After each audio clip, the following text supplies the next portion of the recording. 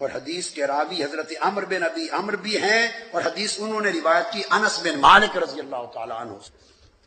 یہ جو 11ویں عرس اور تمام ایصال ثواب کے معاملات پہ بعض اوقات وہم ہوتا ہے کہ یہ وما اہل بہ لغیر اللہ کے خلاف ہے، یہ جہالت ہے۔ وما اہل بہ لغیر اللہ کا یہ معنی ہرگز نہیں ہے، یہ معنی ہرگز نہیں ہے۔ رفع الصوت بالاحلال، اور فرمایا کہ الاحلال ہاؤنا رفع الصوت، اور وہ فرماتے ہیں کہ جس چیز پر آواز بلند کی جائے، جس چیز پر، اس کو احلال کہتے ہیں۔ پہلی رات جب پہلا چاند نکلتا تھا، پہلا، اور وہ منتظر ہوتے تھے چونکہ اس وقت سن ہجری اور مہینوں کے حساب سے، تو جب پہلی رات کا چاند ہلال نظر آتا، ہلال سے احلال باب افعال پر ہے، تو پہلی رات کے چاند کا انتظار ہوتا، جو ہی نظر آتا، چونکہ سارا نظام زندگی ان کا اس پہ چلتا تھا، تو فوری کھڑے ہو کر تیزی سے آواز دیتے، وہ چاند نظر آ گیا۔ وہ جو آواز دیتے، وہ چاند جو آواز بلند ہوتی، رفع الصوت، اس کو احلال کا نام دیا گیا۔ پھر چلتے چلتے اسی سے جب بچہ پیدا ہو، اور پیدا ہوتے ہی لوگ منتظر ہوتے ہیں، جو پہلی چیخ مارتا ہے اونچی آواز سے، اس کو بھی احلال، احل الصبی، اس سے استعمال ہوتے گئے۔ اور وہ فرماتے ہیں اسی طرح جب جانور ذبح ہو، تو چونکہ لوگ لات کے لیے، منات کے لیے، حبل کے لیے، عزا کے لیے، مختلف بتوں کے لیے جانور لاتے ذبح کرتے تھے، اور اسلام نے منع کر دیا کہ اللہ کے نام پہ ذبح کرو، لہذا پتہ نہیں چلتا تھا کہ یہ جانور کس کے لیے ذبح ہو رہا ہے۔ جب چھری چلاتے تو چھری چلاتے ہوئے عند الذبح بآواز بلند نام لیتے تھے، جس کے نام پہ ذبح کرتے، اس کو نام دیا گیا وما اہل۔ تو اللہ پاک نے فرمایا وما اہل بہ لغیر اللہ، کہ جب جانور ذبح کرو تو عند الذبح اگر اللہ کے بغیر سوا کسی اور کا نام لیا تو وہ حرام ہے، وہ شرک ہے۔ تو احلال کا تعلق، وما اہل بہ لغیر اللہ کا تعلق صرف جانور کے ذبح ہوتے وقت غیر اللہ کا نام لیے جانے پر اس کا اطلاق ہوتا ہے۔ یہ صحیح بخاری کا بھی آپ نے حدیث نمبر 1548 سے اوپر لکھ لیں، رفع الصوت کا، اور امام اسقلانی کی جلد 3 صفحہ 462، اہل بہ لغیر اللہ اور وما ذبح علی النصب میں فرق ہے۔ اہل بہ لغیر اللہ میں جانور کہیں بھی ذبح کرتے، گھر میں کرتے، سین کعبہ میں کرتے، بازار میں کرتے، مینا میں کرتے، کہیں کرتے، تو عند الذبح وہ لات، منات، حبل، عزا، جس بت کا نام لیتے بآواز بلند، وہ احلال تھا۔ اس کے لیے جگہ کی شرط نہ تھی، اس کو منع کیا، حرام قرار دیا۔ اور دوسری قسم وما ذبح علی النصب، نصب استان تھے، پتھر تھے 360 بتوں کے سین کعبہ میں رکھے ہوئے۔ وما ذبح علی النصب کی شکل یہ تھی، کفار مشرکین جانور لاتے، جس بھی بت کے لیے ذبح کرتے، اس کے بعد اس کا خون ان پتھروں پہ مل دیتے۔ وما اہل بہ لغیر اللہ میں خون کا کسی پتھر پہ ملنا شرط نہ تھا، کہیں بھی ذبح کر دیتے، مگر رفع الصوت عند الذبح، یہی معنی امام طبری نے لیا، یہی امام سیوطی نے، یہی قرطبی نے، یہی بغوی نے، یہی خازن نے، یہی جلالین نے، جو کتاب تفسیر کی اٹھا کے دیکھے ایک ہی معنی ملے گا، اس کو عام نہیں لیا گیا۔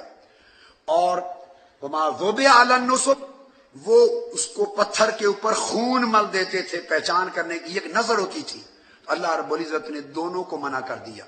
آج اگر کسی مزار پہ بھی کوئی جانور لے جائے اور ذبح کرے، بے شک اور خون ملے، یہ ترتیب کرے گی تو یہ مباصرت جاہلیت ہوگی، حرام ہے یہ عمل۔ مگر 11ویں لنگر، چاول، کھانا بنانا اور اصال ثواب کے لیے منسوب کر دینا اولیاء بزرگوں کی طرف، اس کا کوئی تعلق وما اہل بہ لغیر اللہ یا وما ذبح علی النصب کے ساتھ نہیں ہے، چونکہ ذبح اللہ کے نام پر ہوتا ہے، لوجہ اللہ ہوتا ہے، علی اسم اللہ ہوتا ہے، اور اس کے بعد تقسیم جب ہوتی ہے، اس تقسیم کا ثواب کسی کے نام بھی آپ منسوب کر سکتے ہیں۔ وہ اب ہم بخاری شریف میں وہ لا رہے ہیں کہ صحیح بخاری میں امام بخاری نے بہت ساری احادیث بیان کی ہیں کہ کوئی نیک عمل، کوئی بھی نیک عمل کر کے، حج، روزہ، کوئی بھی چیز آپ ان کے لیے اس کا ثواب کر سکتے ہیں، کسی کی طرف سے کر سکتے ہیں۔ کتاب الصوم حدیث نمبر 1952 امام بخاری نے ایصال ثواب کے باب میں کوئی نیک عمل کسی اور کی طرف سے، وفات شدہ کی طرف سے بھی آپ کر سکتے ہیں، امام بخاری نے اس پر بھی قائم کیا۔ باب نمبر 42 ہے، حضرت عائشہ صدیقہ رضی اللہ تعالی عنہ روایت کرتی ہیں، عن عروۃ عن عائشہ ان رسول اللہ صلی اللہ علیہ وسلم قال من مات وعلی صیام صام عنہ ولیہ، حضور نے فرمایا جو شخص فوت ہو جائے اس کے ذمہ روزے ہوں تو اس کے ولی یعنی ورثاء اس کی طرف سے روزے رکھے۔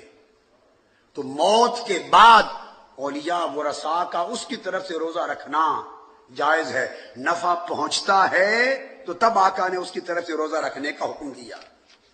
تو یہ امام بخاری نے پورا باب قائم کیا۔ اس کے بعد اگلی حدیث 1953 امام بخاری نے روایت کی، اس کے راوی عبداللہ ابن عباس، جاء رجل الى النبی صلی اللہ علیہ وسلم فقال یا رسول اللہ ان امی ماتت وعلی صوم شہر افاقدیہ عنہا قال نعم قال فدین اللہ حق ان یقضی۔ ایک شخص آیا، عرض کیا یا رسول اللہ میری والدہ فوت ہو گئی، کیا میں اس کی طرف سے روزے رکھ سکتا ہوں؟ مہینے کے روزے باقی تھے۔ آقا نے فرمایا اگر اس کے ذمے قرض ہوتا تو تو اس کی طرف سے قرض ادا کرتا کہ نہیں؟ عرض کیا یا رسول اللہ قرض ادا کرتا۔ حضور نے بات قیاس کے ذریعے سمجھائی، فرمایا اللہ کا قرض دنیا کے قرض سے زیادہ رکھتا ہے کہ ادا کیا جائے۔ تو امام بخاری نے یہ ابواب قائم کیے۔ اسی طرح اس کے اوپر امام مسلم نے بھی باب قائم فرمائے۔ امام مسلم نے جو باب قائم کیا وہ اس کے الفاظ ہیں مسلم کے، کتاب الزکوٰۃ، بہت خاص طور پہ لکھنے والے ہیں، کتاب الزکوٰۃ، باب وصول ثواب الصدقۃ عن المیت، یہ باب قائم کیا امام مسلم نے صحیح مسلم میں، وصول ثواب الصدقۃ عن المیت الیہ۔ امام مسلم نے باب قائم کیا کہ کوئی صدقہ خیرات اگر مرحوم کی طرف سے کیا جائے تو اس کو ثواب پہنچتا ہے۔ ایصال ثواب کے نام سے باب قائم کیا امام مسلم نے۔ امام بخاری نے احادیث وارد کی، امام مسلم نے ترجمۃ الباب قائم کر دیا ایصال ثواب کا۔ ایک یہ قائم کیا امام مسلم نے کتاب الزکوٰۃ میں، ایک باب امام مسلم نے اور بھی قائم کیا اور وہ ہے کتاب الوصیہ، صحیح مسلم کتاب الوصیہ کا باب ہے، باب وصول ثواب الصدقات الی المیت، باب وصول ثواب الصدقات الی المیت، مرحوم کو جملہ صدقات کے ثواب پہنچنے کا باب۔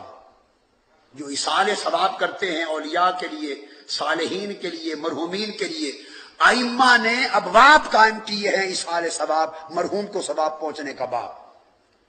امام بخاری نے قائم کیا، امام مسلم نے، امام ابو داؤد نے باب قائم کیا، امام نسائی نے باب قائم کیا، امام ترمذی نے قائم کیا، ابن ماجہ نے قائم کیا، امام مالک نے قائم کیا۔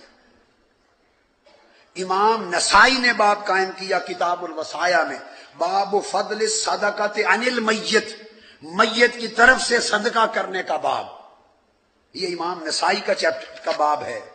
امام ترمذی نے قائم کیا، امام ترمذی نے باب رکھا باب ما جاء فی الصدقۃ عن المیت، میت کی طرف سے صدقات کرنے کا بیان۔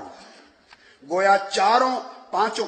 اسی طرح امام نسائی نے باب فضل الصدقۃ عن المیت، صحاح ستہ بخاری، مسلم، ترمذی، ابو داؤد، نسائی، ابن ماجہ، سب نے مرحومین کے لیے ایصال ثواب کے ابواب قائم کر